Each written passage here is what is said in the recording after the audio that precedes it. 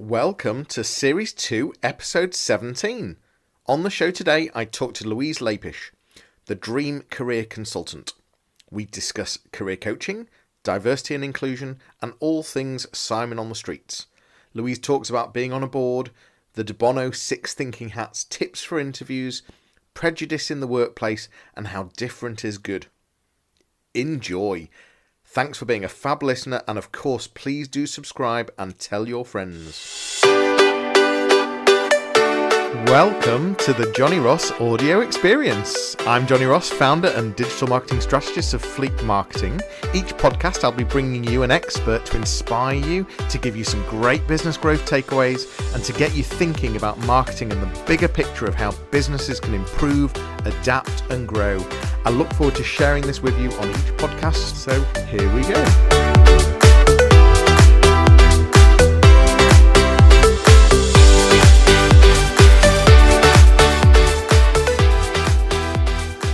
Hi everyone, hope you're well. Thanks for joining us, whether you're joining us, watching us or listening.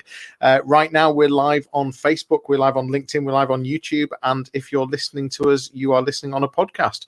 It's great for you to be here. Louise Lapish is with us today. How are you, Louise? I'm really good, thanks, Johnny. I've already been out for the dog walk, been to Starbucks. Life is almost normal. Almost. Other coffee houses are available. So Louise, your title is the Dream Career Consultant, and you're also director of Gatewood Consulting as well. You offer business mentoring, so there's a number of different things, and you're also chair of the board of trustees at Simon on the Streets. Where did the Dream Career Consultant? Where's the dream bit come from? So I've been massively passionate about people having their dream job for years and years and years.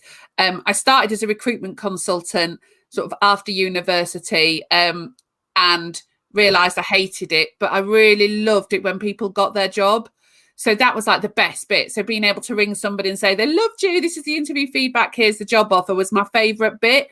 Then I found career management. Now, career management in the UK has never been as popular as it is in like the States or in other countries. I didn't even know it existed. It was like career advice for adults. I just thought career advice was, don't know if you ever did those tests at school where you had to kind of tick boxes to say what you liked and disliked, and it gave you a print out. What was on yours? I can't remember. I can't remember, but you've reminded me of that session. I can even picture the room I was in. I can't remember what it told me I should be though.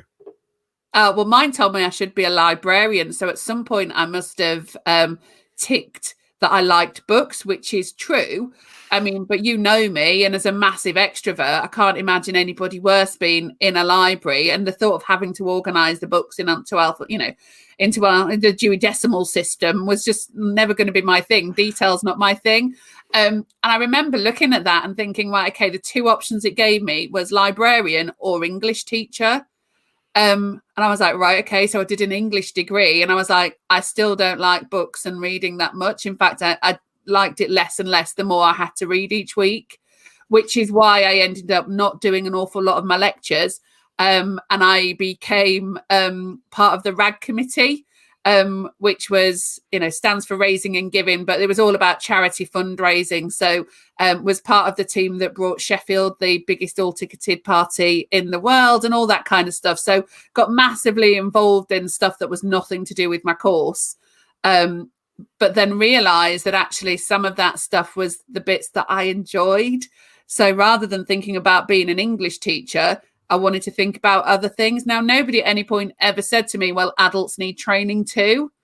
Because had they said that, maybe I would have gone a slightly different route. But I genuinely believe that the training came to me at a time after I'd led teams and after I'd had some P&L responsibility and kind of really understood what the world was like. I think if I'd have gone straight into training, I wouldn't have had maybe the credibility or the stories to share. I'm a big storyteller. And actually, whenever I'm training, I share the stories that the times that things have gone horribly wrong or horribly right, and I think that kind of adds value to it, really. So going back to the dream career consultant, that was some social media person who told me that I needed to kind of have a title rather than just being sort of another career coach. But I differentiate between that coach and consultant quite purposely, because for me, if you knew how to get a job, if you knew how to write a CV, if you knew what you were doing wrong in interviews, you would change it. So I could sit with you for 3 hours saying, okay, so why did that interview not go so well? What might you have done differently? And you'd sit there going, I don't know. Whereas, going through, I was going through a mock interview with somebody earlier this week, and they were saying to me, oh, did I smile in that, Louise? And I was like, no, not at all. You kind of went, yes, the reason that I've applied for the job, and like people default to Sergeant Serious. So unless somebody tells them that, they're never going to know, because the interviewer doesn't give feedback anymore because it's so hard to give proper feedback. But, you can't sort of say to somebody, yeah, you need to smile a bit more in your interview. They'd be like, great feedback. But it's one of the things that I talk a lot about, smiling. Well, it goes a long way, and the Americans have been telling retailers to do that for years. It's so important. I remember working at Vision Express when I was doing my pre-reg optometry years, and they had a rule: 5 feet 5 seconds. You had to greet and smile within 5 feet or 5 seconds of someone walking in. So smiling goes a long way. We're going to focus this session on there's a number of different elements of your business, and we're going to focus this session on the training and the training and development side, learning and development side for teams. So in the past, you've done a lot of help to motivate teams, how to manage teams. You're now focusing very much on diversity and inclusion within teams. But before I get to that, you talked about books and you like, you told you should be a librarian. You've published a book, The 7 Steps to Career Consciousness, and that's all to do with the other side of your business, which is the career coach. Yeah. And you're now taking that 7 steps. You've just told me that you've become CPD Training Centre accredited. Is that right? Yeah. So, well, in the process of becoming a CPD centre. So one of the things that was really, really important to me is when people have done training is having something to show for it. And you can go on a training course and not get a certificate and great. But when I'm actively encouraging people, and I'm a big believer in doing stuff myself, so I'm always doing training courses and learning new stuff, is having something to show for it. And one of the reasons that I picked the CPD is because I sit on a board with, as you know, for Simon on the Streets, but there's 2 solicitors there and somebody who works in finance, and they all still have to do CPD accreditation. And I was just thinking, but we could make it fun. We could make stuff that's about having positive communications, which is the bit that underpins everything I do, is about learning how to talk to people. And make some of that training fun, rather than people going, oh, I have to do my CPD points, I've got to do this many this year. So that was kind of what attracted me to doing that. But the launch of the coaching program that I'm doing for people to become an accredited 7 Steps coach is very much, for me, it was important that they came out with an accreditation, because they are going to work hard when they go through the program. Because it's so important that if you're giving somebody career support or career consultancy, as I like to say, rather than coaching, that you're doing it from a good place and you're using the right tools. So I'm a big passionate believer that if you've got the right tools, you can help people properly. If you're sitting there and you've never career coached somebody before, there might be things that you don't think about. And obviously at the minute, lots of people are thinking about changing careers. One of the stories that's in my book is taking somebody who was a project manager in insurance and getting him to work for the Forest Trust. Same project manager, same toolkit, but it was how he told his story. So that program, and all of the other programs that I do around, really how you tell your story and how you start to have those conversations. The coaching that you're going to be doing it's typically for coaches that are already coaching but not doing career coaching necessarily. Is that right? Yeah. And it's to try Or something, or sometimes I think we need to have career coaches in business. Some of the bigger organizations have them, but it's nothing to stop somebody who's in HR getting some kind of career coaching, or managers. I think, when we talk about talent development, which, massively links into my passion for diversity and inclusion stuff. But if that person doesn't know how to shape that person's career, then how are they going to support them as a manager? They might be able to look at holistically at an organization and go, you'd be absolutely brilliant over there, but you're not so good here. And actually fostering that talent and helping that person become the best employee they can be is massively important. And you can use the same tools and techniques and helping people make that leap from maybe, being a manager to thinking, well, actually I could be a senior manager, and ultimately that jump to the board. Because I get a lot of people saying to me, oh, well, I could never sit on a board. I'm like, why? It's not that big a deal. So I'm passionate about that, getting people to recognize they can be whatever they want to be.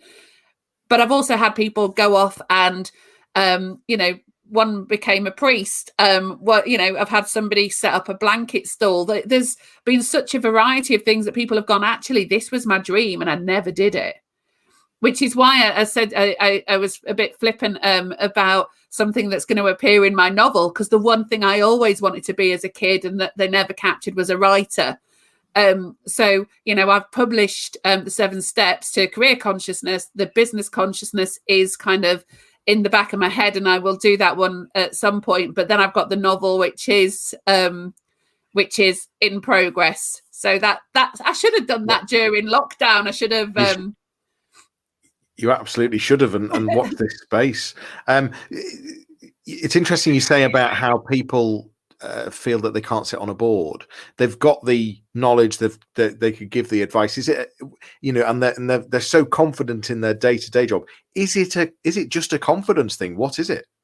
I think sometimes it's what people think that's about. So I think people really get this. They're like, oh, it's a board meeting.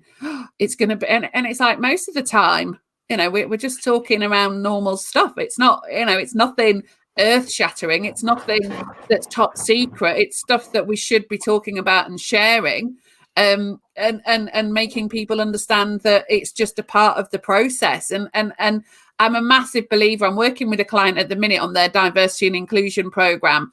And we've set up an inclusivity board, which is going to be employees who feed up to the managers and directors to talk about what they think the organization should be doing. Now, in my world, I'd almost change that, and I'd have the board of directors accountable to that inclusivity board to say, look, this is what we're doing. So again, it's sometimes just about looking at that power ratio and really making sure that a board of directors is doing what it should do. And lots of them aren't. I'm sure you've been in many a meeting in your career where they're just not doing what they should be doing. Yeah, and ultimately these are just people. They're they're just normal people like you and me in a room, and I get that completely.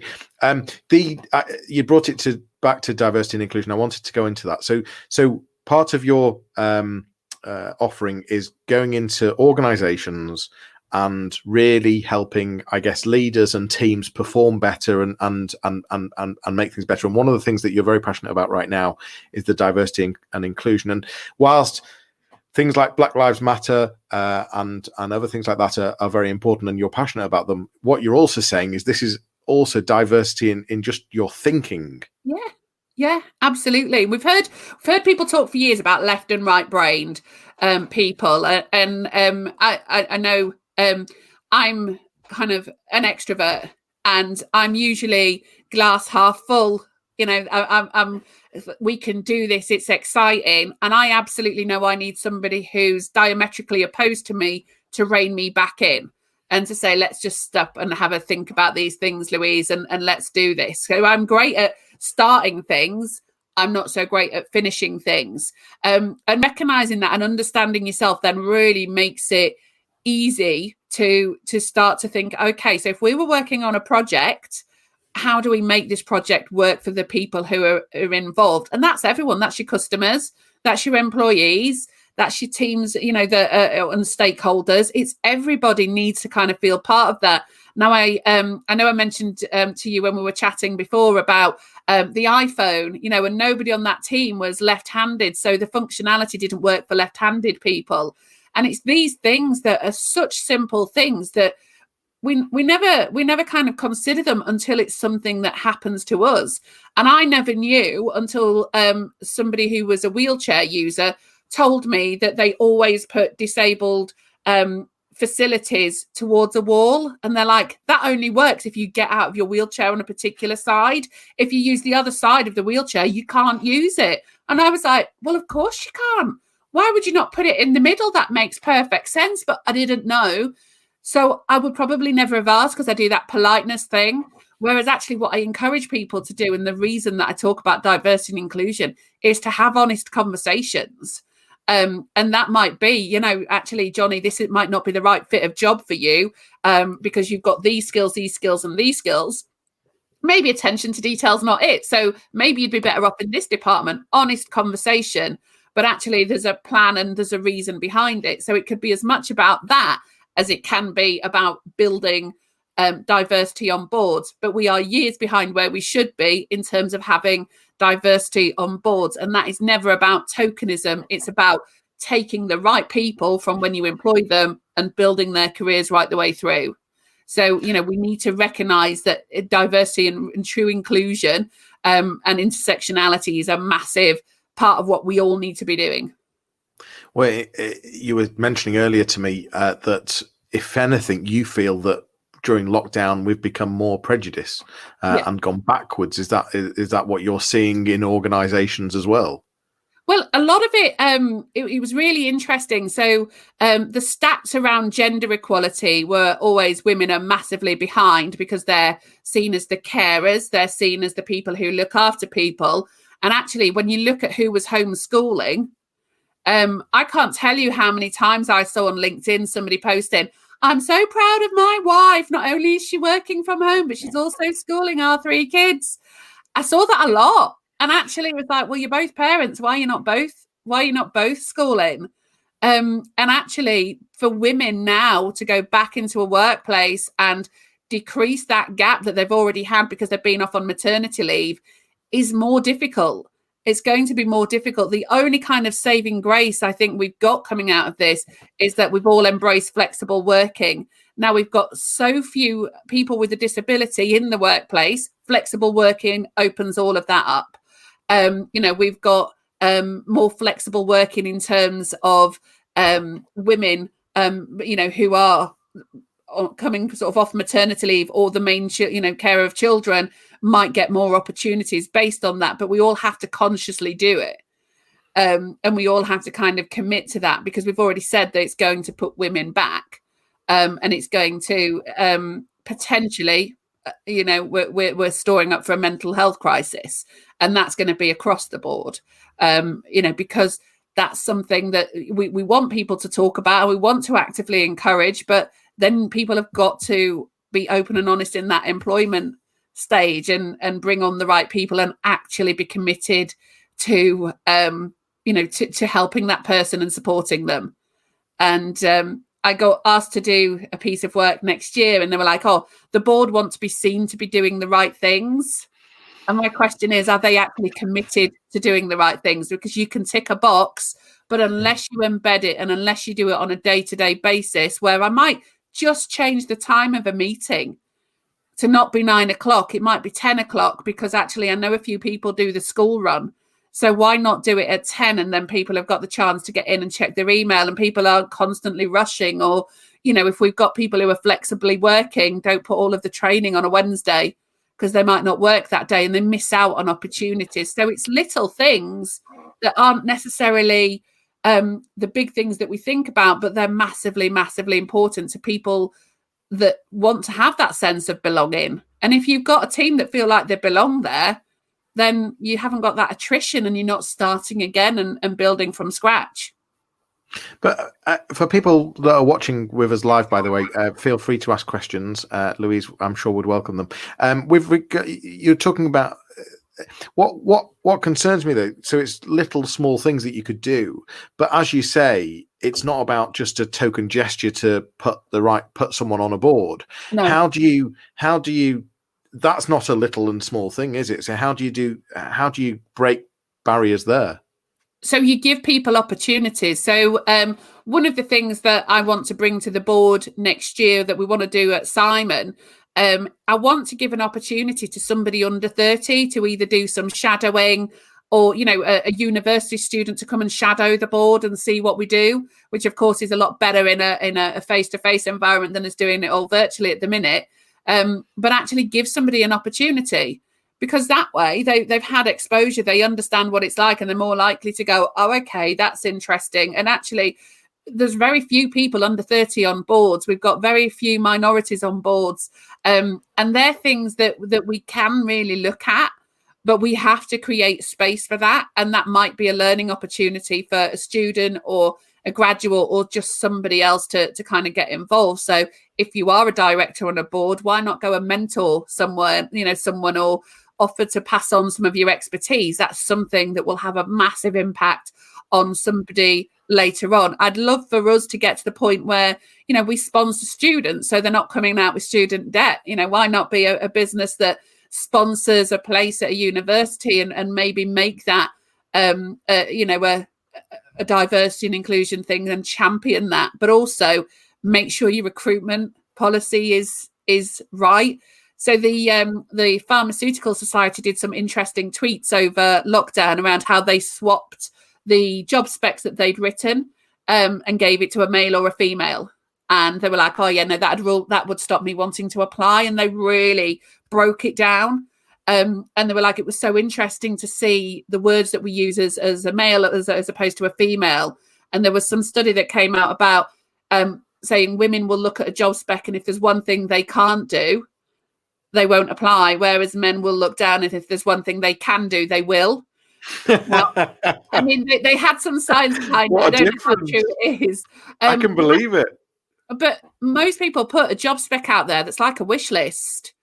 And whether I've been in recruitment, career management, or talent development, I'm saying you can't have all of these things. You can't have somebody with all of these years' experience in this programming language that wasn't even around then, or they can't have 20 years' experience and be a graduate. But what's to say that they're not the right person for the job, or somebody different to come in and kind of give your team that diversity of thought. And I was talking to you about De Bono's 6 thinking hats, and it's a brilliant way of getting people to see that there are different ways of thinking. So I was working with a facilities management company, and they've got this improvement board, and it was like they became their change makers for the organization, but they couldn't agree on anything. They were having meetings that didn't have results. And I remember going down and being like, okay, so what's on the agenda? And they were like, same thing that's always on the agenda, but we never get anywhere. And it was just breaking that down and getting them to be having these honest conversations, but saying, you're not talking as you here, put the hat on, you're playing this character. So it might be the blue hat, which is like blue sky thinking. What would we do if we could do anything? And that, I think the blue hat for me is one of my favorites, because it's like we could do anything. And people say to me about Simon on the Streets, they'll go, well, what do you want, from Simon on the Streets? I'm like, world domination. But ultimately what I want is for us not to need to exist. So, that's my very true sense. I'd rather we didn't have to be there. I'd rather that we didn't have to have outreach workers out there trying to make people feel more included because our system's broken. But ultimately, we do it so well. If we have to be there, I want us to be everywhere. So it's just about thinking, but then it needs somebody else to rein that back in and go, okay, well, maybe we start with Wakefield or Calderdale and then see where we go, because we already do Kirklees, Bradford and Leeds. So an interesting exercise. Well, you've mentioned Simon and Simon on the Streets a couple of times. For those that have not heard, I mean, how have you not heard of Simon on the Streets? But for those that aren't aware, or maybe aren't in the region, just tell us a bit more about Simon on the Streets. So Simon on the Streets, we're an independently funded homeless charity. So we help entrenched rough sleepers back into not necessarily homes, but back into a position where they can then engage with other services. So we're never, and I always say to people, we're not about the you're 2 paychecks away from being homeless type support. That's not what we do. We're the people who've led chaotic lives and maybe need to re-engage on lots of different levels. In Leeds, we're very much working at the minute with people with no recourse to funding. So migrants who don't have support, and people who've been trafficked, and some really serious issues. Bradford has its own set of issues, as does Kirklees. So 3 different areas, but 3 very different requirements that we fulfill. But there's an amazing team of outreach workers who go out and do all of that engagement piece, and they are some of the most inspirational people that you will ever talk to. If you get the chance to stop one of them and have a conversation, then do. They've got a Simon on the Streets jacket on or something, so you'll be able to spot them. But yeah, and they go out and they start, and it's little things like saying hello to somebody, or eventually, it's a win for us if somebody accepts a hot drink offers. That's really powerful. And things like our soup run are about creating a safe space for someone just to come and say hello. One of the things that breaks my heart is when, we have somebody come up and say, no one's spoken to me for a week. People just walk past me. They don't look at me. And, that just doesn't feel, for somebody who likes to talk and for somebody who's all about communication, just that basic human interaction of saying hello to somebody, massively important. The difference that could make, I'm sure must be huge. And it does just a little, we started off talking about smiling. Even if you don't want to give somebody money or whatever else, then smile and say, have a nice day though, because they'll go, oh, thanks. Well, I can't not ask this. I try and avoid getting too much into coronavirus and COVID. Some of us have all heard enough, but it must have had a huge impact on Simon on the Street, surely. How's the charity, the organisation, doing right now with this? Simon on the Streets is truly, truly blessed to have the supporters that we do. So we had to cancel our big events. So we have our Rough Diamond Ball and our Sleep Out, which have been our 2 big earners for as long as I can remember. And we had to cancel both events, but we've done the sleep in. So we did, people were sleeping on their sofas for us, and a lot of our corporate partners have done a sterling job in raising money from that. We've got somebody who's selling merchandise on our behalf and has pledged us phenomenal amounts of money to carry on doing what we're doing. The most important thing was that we were still out there, and we use that hashtag. We were still out there throughout it. Our outreach workers, even when everybody was supposedly housed, they were still taking food. They were still making sure people were safe. They were still trying to make sure that temporary accommodation became something more permanent. And they haven't stopped. The team have not stopped. It's not going to get any better. The numbers are probably going to go up. I was about to ask you that. Yeah. If you look at some of the reasons why people end up homeless, they're coming at us thick and fast at the minute. Mental health issues, relationship breakdowns, job losses. There's a whole kind of, unfortunately, probably a wave of this coming, and we just need cleverer ways of dealing with it than what we do at the minute. You just talked about redundancies, actually, and I've heard you talk before. You say being made redundant is a bit like leaving a bad relationship. Yeah. Talk to me more about, because one of the things you do is career coaching and helping people that are made redundant. Yeah. So just talk to me a bit more about that.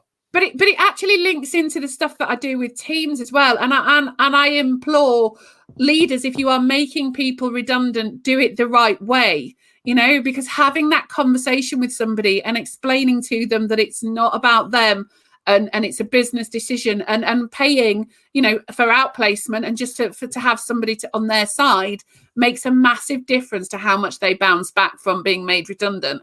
It is normal now for people to be made redundant 1 or 2 times in their career, maybe even more, depending on where you are. And actually how that's handled changes how that person feels about it. So when I talk about it's like leaving a bad relationship, I talked to somebody the other day, and they're not a client of mine, but they'd called me up because they were wanting some advice. I wasn't the right person for them. They needed a different type of advice. But 27 years they'd worked for the same company, and then got told by a virtual call with everybody else that they were being made redundant. And they were like, I put them first before my kids' birthday parties, before this, before that. So all of the emotions they're going through, that everything I gave to you has been betrayed, is like that ending a relationship. So they've got to work through some of that stuff before they feel that they can move on to the next position. And that's crucial, because the quicker they bounce back and go, okay, that's great, the easier they're going to find it to go into an interview and never talk about how awful their last place was, how betrayed they felt, but talk about what's coming and the future. That's much better for them. Much better for them. A lot of your work must be counselling. No, absolutely not. Absolutely not. There's a clear point where I signpost to other places.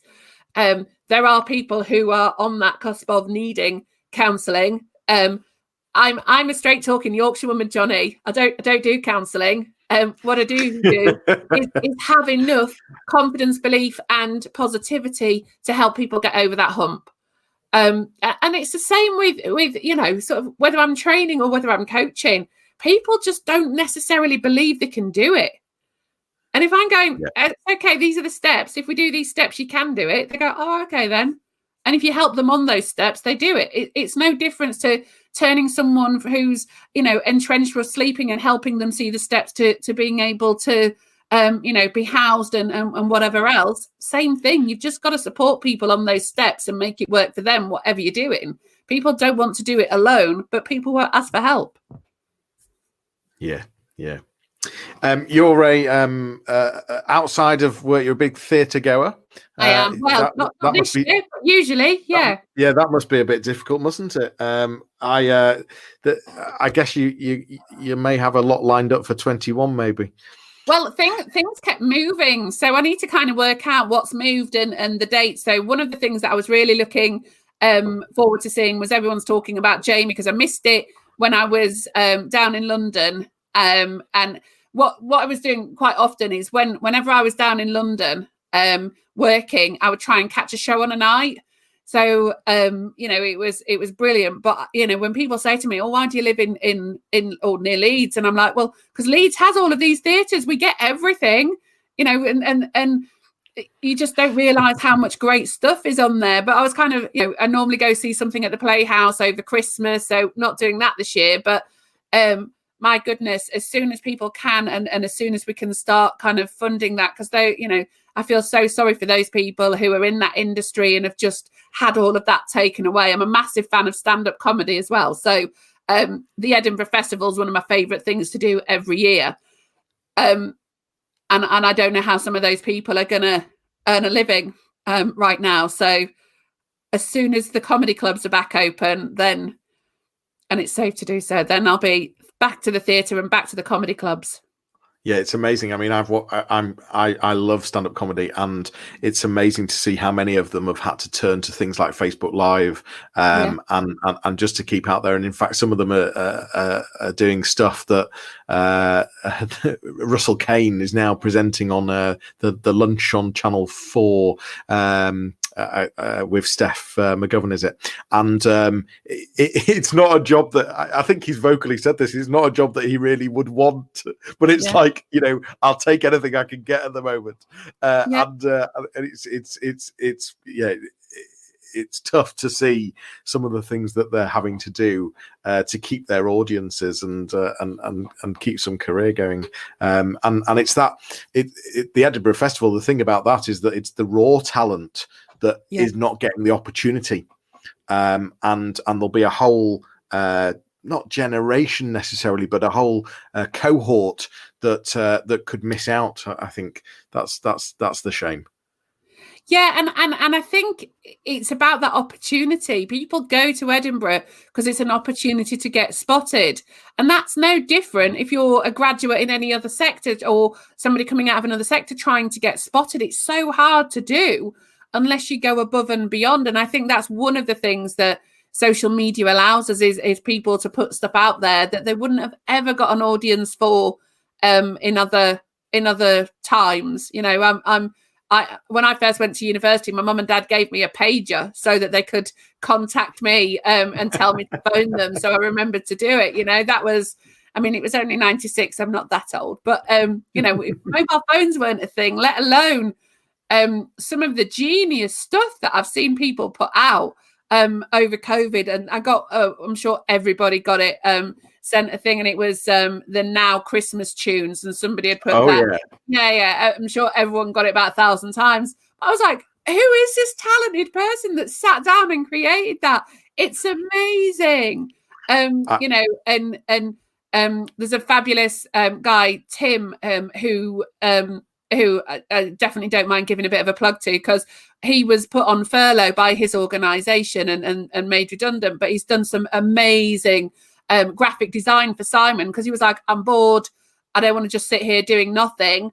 And then he's done some amazing stuff for the launch of my new career consultancy program. And I look at the stuff and I'm like, it's amazing. How have you made those colours look like that? Because in a million years, I would never be able to do that. And I just think, you know, giving people a chance to share that talent is so important, no matter what their talent is. And I talk about it in the book and I talk about it in the program. It's about knowing what your special and different is. And if you know what's special and different about you, you can become really confident in selling that. And that's crucial. So what's special and different about you, Johnny? Oh, lots of things. It's not about me today, though. Oh, sorry, away from the question. Well, I wanted to go back to teams and leadership in organisations, where change management was a big thing that you did, and actually, what you're saying is leaders need the ability to be able to change and get teams to change. What's the barriers there? How do you make that work? Well, it's firstly accepting that change is the C word. No one likes it. You know, if it was, I can't tell you how many times people have said to me, oh, well, it was working before, Louise, I don't know why they have to change it. You're like, because everything has to change and everything has to keep on changing. But it's also about people being not only open to change, but sharing their knowledge. I think we're still in some organizations, we've got people who want to keep their knowledge to themselves because that way they're still relevant. And I want people to empower people through coaching and mentoring and bring on our talent and bring on our younger generation, because we're so fixed in what we think of those other groups of people and those stereotypes.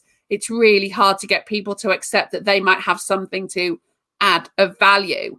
And it's really interesting now if we're looking at the market and we've got Generation Z coming into the marketplace. They're going to be looking for jobs, but they want companies that are ethical, that have CSR policies, that maybe have signed up to an environmental charter. They absolutely expect flexible working.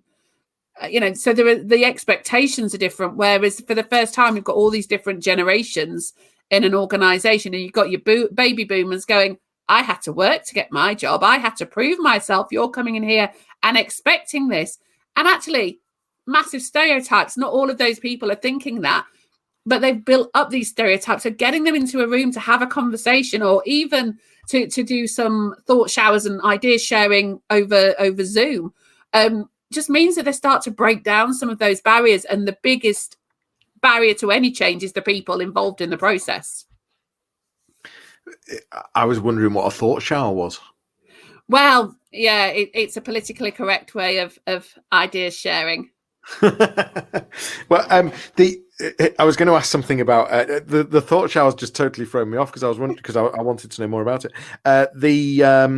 I know exactly what I was going to ask you. I was just wondering, because of COVID, all the chaos that's going on and how we've all had to change. Is this an opportune moment to bring more change in, or is this a time to seize the moment and actually to bring change? Is it easier to do it now, or am I barking up the wrong tree? I think what we need to do is make the change sustainable. So we reacted to a situation, we didn't think it through. So people are like, people love working from home. And I'm like, and how many of them are sitting at the kitchen table on a kitchen chair?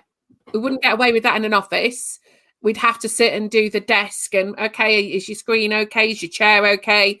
Do you need a special chair? Whereas people have been sort of winging it for a few months from home, sitting in the spare room. That's not necessarily sustainable. And I've heard some great things about some businesses giving people money towards their home offices to buy what they want, and the standing desks are becoming really popular. So that the change that we had isn't sustainable unless we go back and make it right. So we improve the way that data's managed. I had to laugh the other day. I was on a call with somebody and they were talking to me about GDPR as people in the back of their house are walking through. And I'm like, okay, well, you're talking about data security. And I wonder if your Alexa's switched off. Because actually, if you haven't put in your policies that you need to switch your Alexa off when you're doing a Zoom, then, so the policies and the procedures and all of that stuff to make it sustainable have got to catch up. And we've got to look after employees better. But my question's deeper than that, which is around: is this a good time to change diversity and inclusion whilst chaos is going on? Is it actually now is the time to seize some of the big change that we need? I always think it's the time to seize the change that we need, though. That's never going to be any different, because if we don't make the changes, then the changes are never going to happen. But it's got to be, again, I'm going to go back to that word sustainable. It's got to be long term. It can't just be a short term reaction, to a situation. It's got to be able to be continued. So just think about the universities being able to deliver what they're delivering online. That's such an opportunity for people who perhaps wouldn't have been able to go to university because they couldn't afford the accommodation or whatever else. And it creates opportunities for people who perhaps didn't have opportunities, but then they've got to have somewhere to go after that. So businesses have got to be prepared to kind of take in those people and have a path and think about people's careers as they go through. Because I think it's okay to say to somebody, I think you've outgrown this organization. But we need to support them at a time when they can then go off and create other opportunities. And if maybe we have to help them to make them leap out of our organization, that's probably a better way than trying to force people out. I like what you're saying, which is actually, if we need to change, we just need to change. Never mind what time it is. You referred to that you're working on another book. Any idea? Accountable for that one though, Johnny. I was going to say, is there a published date for that then, Louise? No, not yet. No, because I've got so much on at the minute.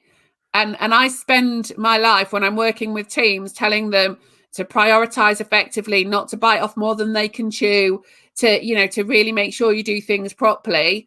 And I'm working with my team, to make sure that the website's working and all of those kind of things. If I start then doing something else on top of that, I've already told you I'm not a completer finisher. I have to be ultra disciplined. Whereas the first book was easy because I had the column in the Yorkshire Post. So all I did really was take my column, put them into my program, and then make it into a book. Whereas the other one, I've got to come up with 7 steps and the same kind of cheesy titles as in the first book, because if it didn't have a bit of cheese, it wouldn't be me.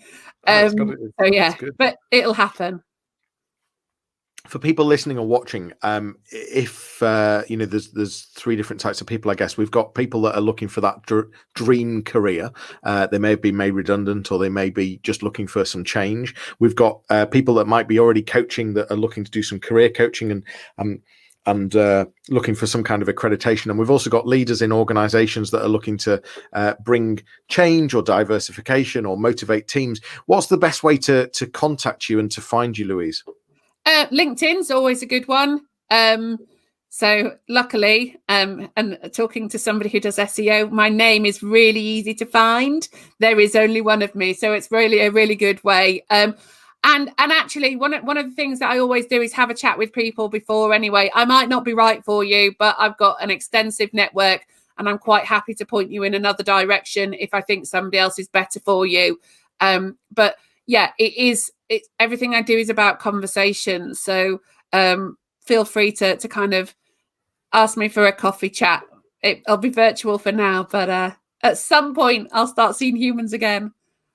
Brilliant. And of course, support Simon on the streets as well, if you're able to in many different ways.